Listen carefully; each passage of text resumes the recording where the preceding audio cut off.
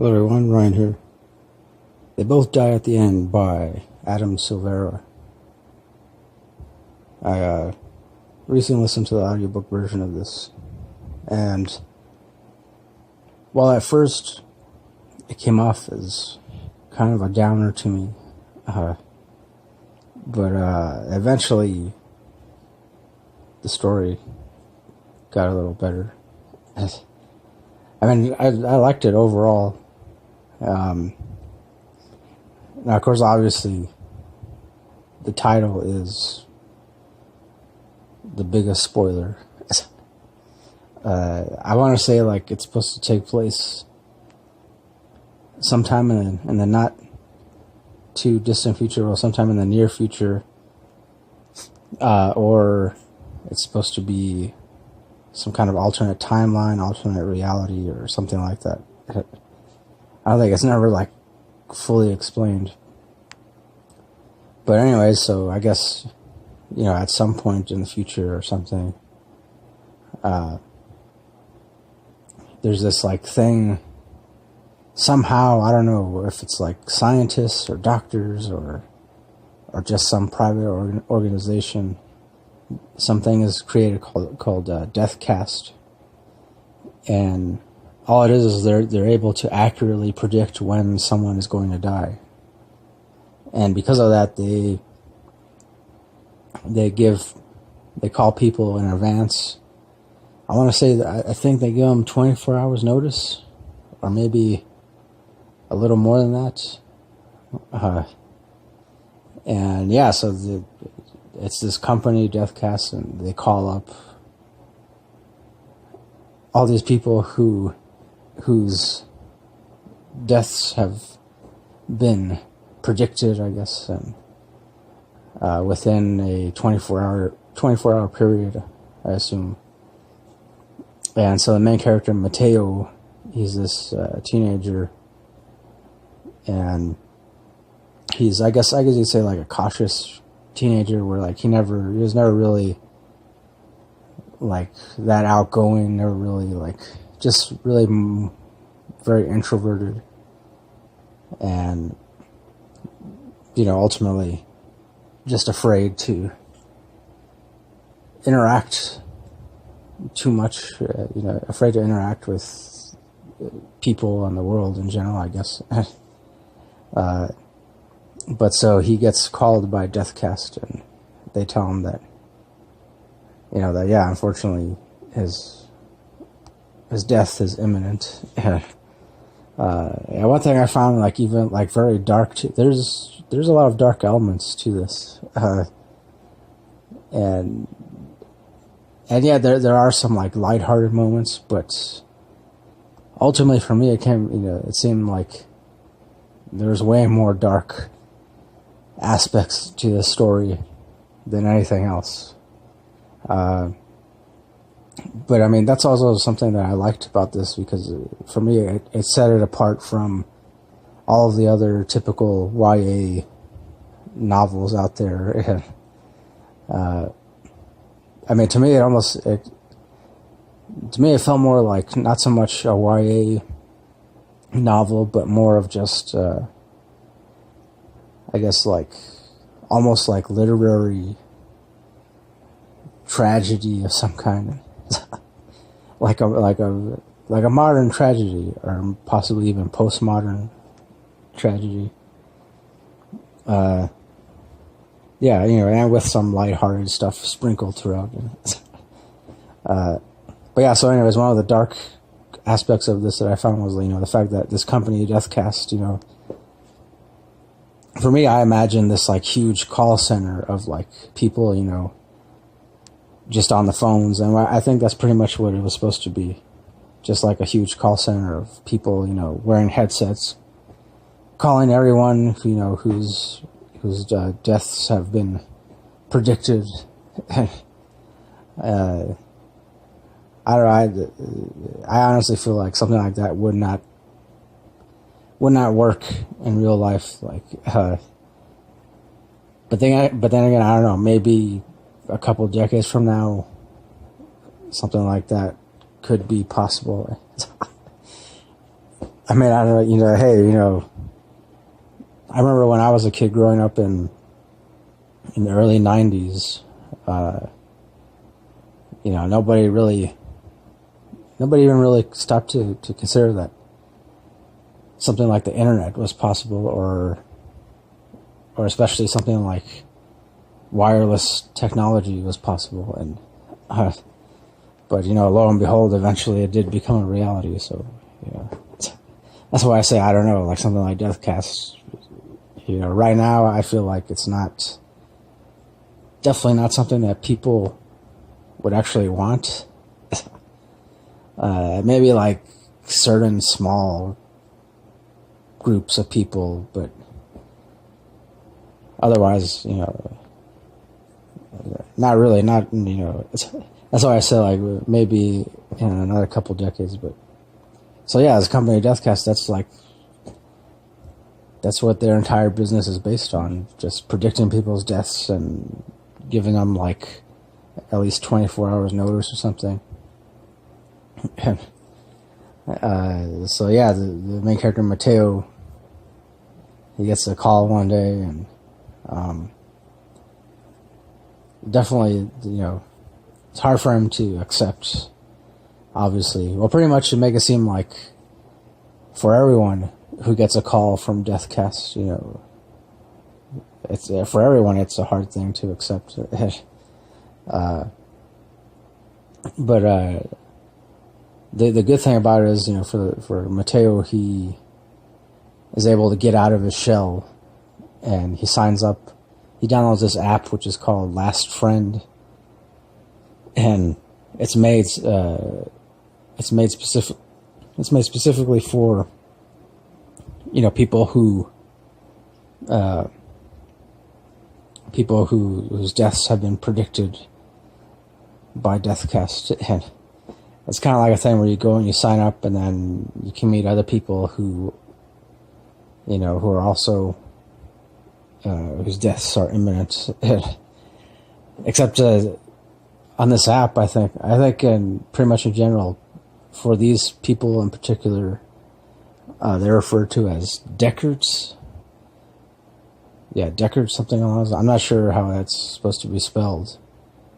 And I'm not even exactly sure what it's supposed to stand for. Deckards. I think there was some quick mention of it, but yeah, I didn't really catch it right away. But anyways, they're referred to as Deckards. And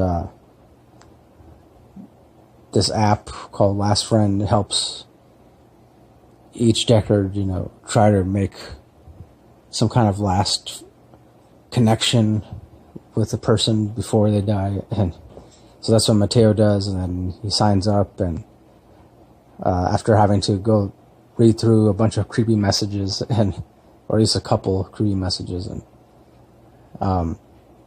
he comes across this other teenage boy named Rufus, who also got a call from Deathcast, and eventually they meet up and start talking and all that. And at first it seems like they have nothing in common, other than the fact that they're both supposed to die in 24 hours or something, or a little less than 24 hours. And they just hang out, and they go to this one. I like that there was this one thing in the story. I forgot what it was called. I mean, right now I forget what it's called. But it's kind of like this place where you go for people, for Deckards, for these people who know they're going to die soon, and they go and they can experience all these different holographic experiences, such as they can swim with the sharks, or skydive, or I guess mountain climb, and a bunch of other stuff. And of course, it's all holographic. There's all these holographic rooms and stuff, and it reminded me of there's this thing in Star Trek. I'm not sure as far as like the original series, but like in Star Trek Next Generation, I believe, they on the ship, on the Enterprise, they had this thing called the holodeck, in which you go in and like you turn it on and it creates these interactive holographic experiences or images, like, you know. So I don't know, to me that's what it reminded me of. So I guess like ultimately like Mateo and Rufus, they go in and they decide to skydive, but then it turns out to be like really not that fun because of the fact that it's not real, and then it becomes very obvious to them that it's not real, and so they leave disappointed, and and otherwise, I mean, you know, I don't want to give away too many details, but you know, they both learn as much as they possibly can about each other, and then of course there is the element of, you know, the fact that I want to say Mateo is, I know he is supposed to be, I mean, the character is supposed to be a gay teenager, and then I think it was the same for Rufus as well, or for him, he might be supposed to be bi, I believe. Yeah, because that's how it's explained in the story.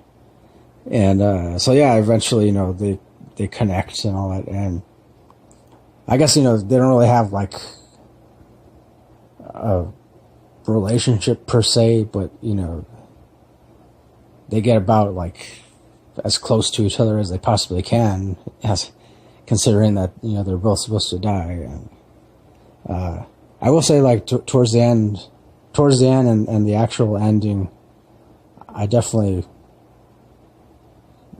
kind of made me feel the feels a little bit, and I wasn't expecting it to be like, I mean, I don't know, for me, I guess I was surprised because I knew that they were going to die, but at the same time, the way in which it happened for both of them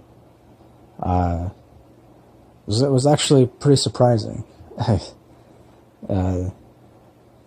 you know, but it definitely, yeah, ended things, and it's weird because, yeah, it sucks that they die, you know, and they're so young, but at the same time, it was like, you know, they lived their last day to the fullest, or, you know, they lived it as much as they possibly could. You know, I guess ultimately it kind of got to me mostly because it got me thinking about, you know, the fact that, you know, I don't even know what I would do in that situation. Like, you know, I mean, I don't even really have like a bucket list per se, or I mean, I guess I kind of do, but not really. I mean, I don't have anything written down, you know, nothing set in stone or anything like that. But after listening to this audiobook, it made me kind of think that, yeah, maybe I should, you know, but also too, at the same time, for me personally, you know, I feel like I've done a lot of stuff in my life that I wanted to do, that, you know, that I did regardless of whether or not anybody supported me or agreed with me, or, you know, because I mean, you know, just the fact that, you know, I mean, in my early 20s, I was a musician. Well, I'm still a musician. But, you know, back then, that's when, like, I started playing with all these different bands, and I was living in Florida, in the Tampa area, and yeah, even though I was, like, a starving musician, for the most part, I still really enjoyed it. I enjoyed, like, every single second of it. You know, I wouldn't trade that experience for anything. You know, I have no regrets for that. And same goes for everything else I've done in my life. Every book I've written, self-published, you know, every painting I've painted, you know, every song I've helped write and record, and every band I've played with, all the interesting people I've met. So yeah, that's why, I guess that's why for me, like, I don't really have a solid bucket list per se. I don't know. I don't want to ramble too much about that, but yeah, again, it's just, because of this audiobook, it got me thinking about that. So, and the fact that, it sucks that not everyone gets to live their life the way they want to, simply because, simply because of what other people might say or think or do and react. And yeah, I don't know, that just sucks. For me, overall, obviously I give this 4 stars, 4.5, definitely. Yeah, 4.5 all the way. I don't know, I guess, yeah, there's kind of like a couple of things here and there that I kind of felt should have been expanded on a little more, but otherwise, for me, it's definitely 4.5 stars. And unfortunately, I know, like, on Goodreads, when I rate this, I can probably only do 4 stars, and so I don't know. On Goodreads, I might list it. On Goodreads, I might just go ahead and round it up to 5 stars. So, but yeah, definitely, it's 4.5 stars for me. Yeah, I don't know. Let me know if you read this or listened to the audiobook, what you thought of it too.